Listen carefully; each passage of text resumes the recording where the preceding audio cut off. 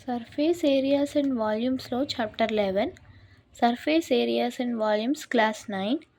Formulas lo first one, curved surface area of cone is equals to pi rl. అంటే ఇక్కడ పై అంటే 22/7 are 3.14గా కూడా తీసుకోవచ్చు. ఆర్ అంటే రేడియస్ ఆఫ్ సర్కిల్, ఎల్ అంటే లెంత్.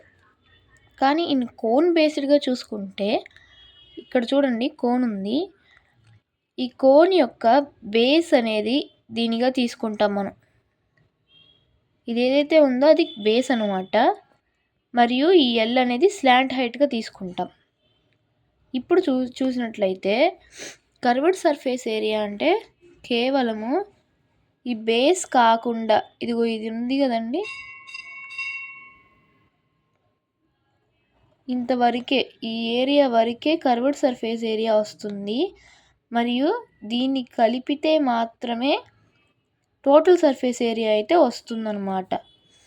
ఇది మొత్తం చూసుకుంటే ఇప్పుడు కర్వ్డ్ సర్ఫేస్ ఏరియా ఇది మాత్రమే మనం తీసుకుంటున్నాం. ఇప్పుడు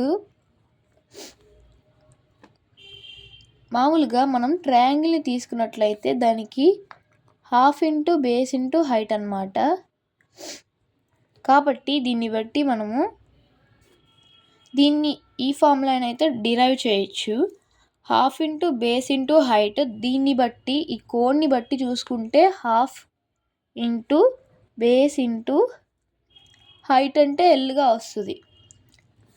అప్పుడు ఇలా మల్టిప్లికేషన్ చేసుకుంటూ వచ్చినట్లయితే బేస్ అనేది సర్కిల్ ఉంది కాబట్టి 2πr అనేది వస్తుంది.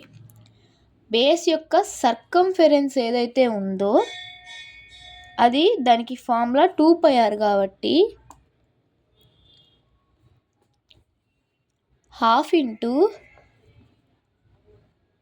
లెంత్ ఇంటూ 2πrగా తీసుకుంటాం.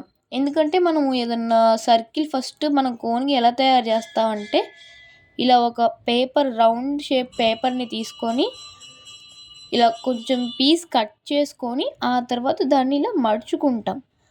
అప్పుడు మనము కోన్ అయితే అబ్టైన్ చేయొచ్చు.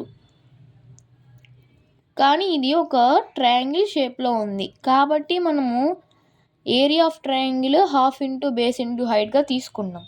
కర్వ్డ్ సర్ఫేస్ ఏరియా అంటే ఈ సర్ఫేస్ యొక్క ఏరియా అని మనం చెప్పుకున్నాం కాబట్టి హాఫ్ ఇంటూ బేస్ మనము దీని యొక్క ఈ సర్కిల్ యొక్క సర్కంఫరెన్స్ ఎంతో అంత తీసుకోవాలి. హైట్ అంటే మనకి ఎల్ వస్తుందన్నమాట. కాబట్టి దీన్ని డిరైవ్ చేసినట్లయితే 2 క్యాన్సిల్ అయిపోతుంది. కాబట్టి దీన్ని πrlగా తీసుకోవచ్చు.